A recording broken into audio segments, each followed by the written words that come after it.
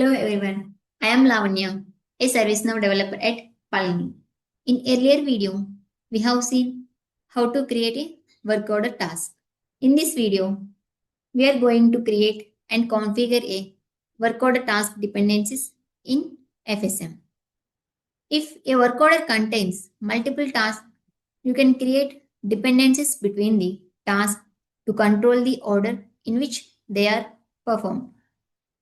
Let us consider a laptop setup work order. The first task is install operating system. This is also known as upstream task. This is done by agent A. And the next one is install required software. We are taking this as task 2. And it is also called as downstream task. This is done by agent B. In this case, task 2 can only start after task 1 is completed.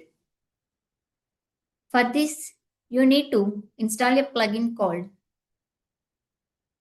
com.snc.fsm_task_dependency. Here, I have already installed this plugin.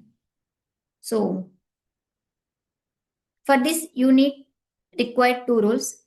The first one is wm_dispatcher or wm_manager. First, navigate to the work orders and open the required work order. Within the work order, open the specific work order task for which the dependency needs to be defined.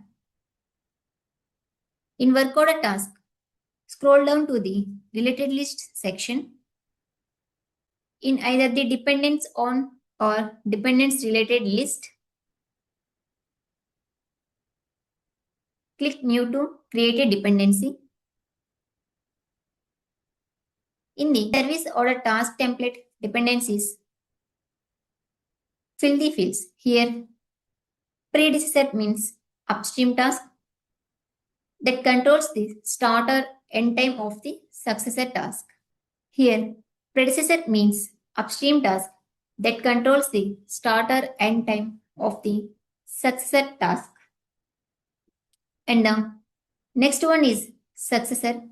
This means downstream task. Dependency type contains three options. Those are finish to start. That means task B starts only after task A finishes.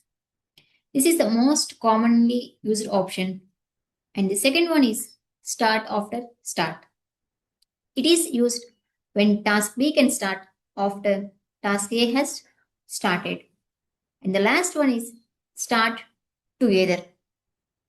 It represents both tasks start at the same time. Enter the maximum delay allowed between the start of the predecessor task and the successor task.